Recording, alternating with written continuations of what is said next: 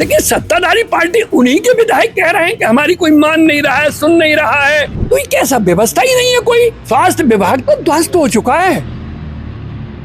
ये दुर्भाग्य कहेंगे इस देश का कि थम्स मेजोरिटी की सरकार, रूलिंग पार्टी के विधायक लिखित में शिकायत कर रहे हैं, माननीय मुख्यमंत्री से मिल रहे हैं। कहीं दवाओं की कोई व्यवस्था नहीं है, अत्याधुनिक टेस्टिंग की मशीनें नहीं है, डॉक्टरों की कमी है, घोषणा पे घोषणा करते जा रहे हैं। भ्रष्टाचार अंदर तक घुस गया है, कोई सुनने वाला नहीं है, न दिल्ली में न लखनऊ।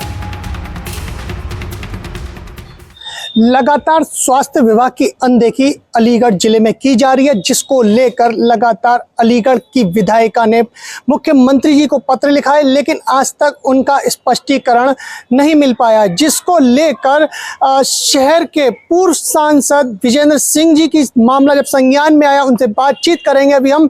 तो उन्होंने बताया कि लगातार जिस तरीके से शहर में स्वास्थ्य विभाग की अनदेखी की जा रही है, तीन विधायक स्वास्थ्य विभाग की शिकायत कर रहे हैं, लेकिन सीएमओ के खिलाफ किसी भी तरह की कार्रवाई नहीं की जा रही है। मैं खुद चौधरी विजेंद्र सिंह से बात करूंगा, क्या कहना है इस बारे में उनका। चौधरी जी, जिस तरीके से आप देख रहे हैं, लगातार विधायक स्वास्थ्य विभाग की शिकायत मुख्यमंत्री जी से कर रहे हैं, लेकिन अभी तक इस मामले में किसी भी तरह का एक्शन सरकार के द्वारा नहीं लिया है। क्या कहेंगे इस बारे में आप? ये दुर्भाग्य कहेंगे इस देश का कि थम्स मेजोरिटी की सरकार, रूलिंग पार्टी के विधायक लिखित में शिकायत कर रहे हैं, माननीय मुख्यमंत्री से मिल रहे हैं। अलीगढ़ की स्वास्थ्य विभाग की दुर्दशा है। हम कहें तो कहें, हम विपक्ष हैं जी, लेकिन सत्ताधारी पार्टी उन्हीं के विधायक कह रहे हैं कि हमारी कोई मान नहीं रहा है, सुन नहीं रहा है। जनता त्राह त्राह कर रही है। जनजीवन से जुड़ी हुई स्वास्थ्य विभाग होता है, कहीं दवाओं की कोई व्यवस्था नहीं है, अत्याधुनिक टेस्टिंग की मशीनें नहीं है, डॉक्टरों की कमी है, घोषणा पे घोषणा करते जा रहे हैं। सीएमओ से बार बार कहा जा रहा है, सीएमओ आश्वासन तो देते हैं, करते कुछ नहीं है।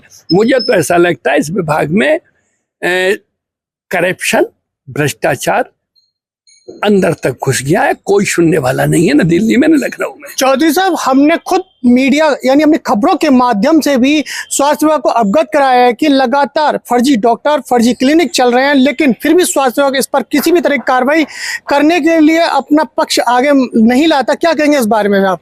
इससे भी बड़ी बात है, कुछ डॉक्टर्स हैं भी तो इन सरकारी हॉस्पिटलों के गेट पर दल्ले बैठे रहते हैं। उन दल्लों का काम है, अंदर से डॉक्टर जब टाल देते हैं या उनके ट्रीटमेंट नहीं दे पाते हैं या बहाना लेते हैं, तो उन्हें गेट पे पकड़ के ले जाते हैं, चलो मैं ले चल रहा हूं। आए दिन वेंटिलेटरों की इतनी कमी है जिसका जवाब नहीं है। आप आए दिन देखते होंगे, मेडिकल हो, चाहे आपका दीनदयाल उपाध्याय हो, चाहे मलखान सिंह हो, सभी जगह से लेके प्राइवेटों में जाते हैं, उनकी वह डकैती पड़ती है। तो कुछ मरीजों की ये भी शिकायत है कि जो अस्पतालों में, जैसे आपने अभी बताया, मशीनें अपडेट नहीं है, यानी वो सरकारी जब ट्रीटमेंट कराते हैं तो उसमें कुछ और निकल के आता है, जब वो प्राइवेट में जाते हैं तो जब ये बीमारी का पता चल पाता है। तो इस तरीके से जो लगातार सरकारी विभाग की अनदेखी की जा रही है इलाज को लेकर, गरीब तबके का आदमी ज्यादातर वहां पहुंचता है, इलाज कराता है। दो बातें हैं जी।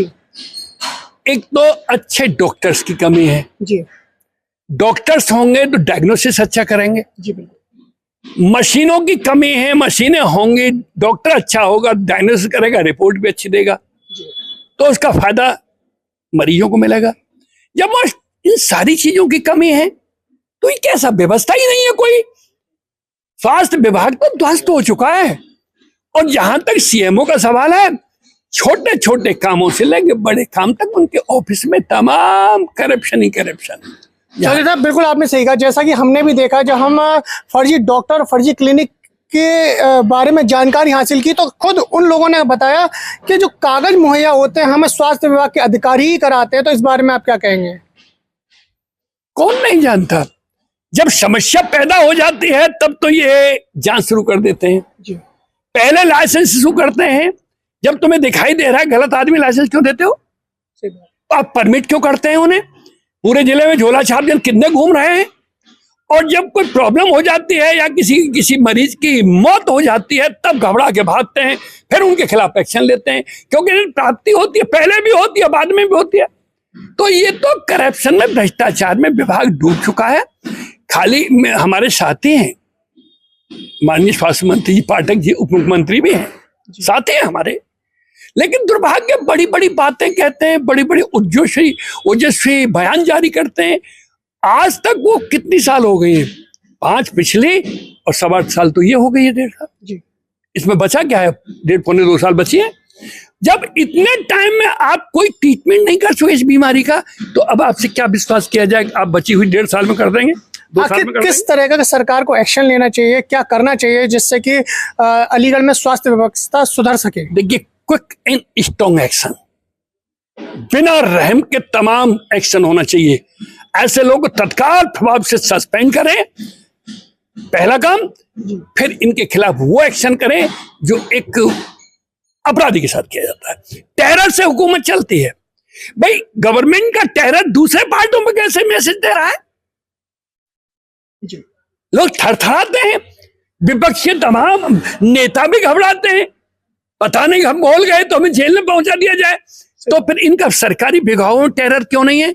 इसका मतलब क्या है, बीमारी क्या है जो आपका टेरर काम नहीं कर रहा है?